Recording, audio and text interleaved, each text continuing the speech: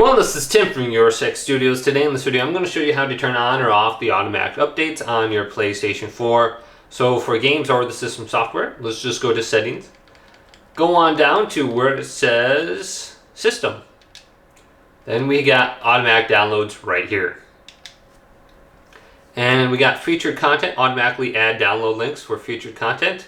But right below that we got the system software. So if we no longer want the system software to update manually, we can just automatically turn it off right here.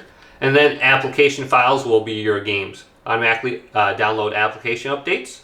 When the PS4 is turned on, if you're a PlayStation Plus member, the PS4 can download files in rest mode.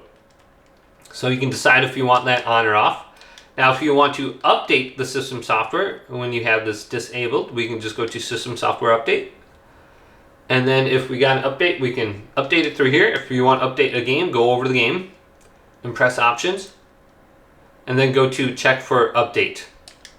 And this will download an update. So hopefully this video did indeed help you out. If it did, leave it a big thumbs up.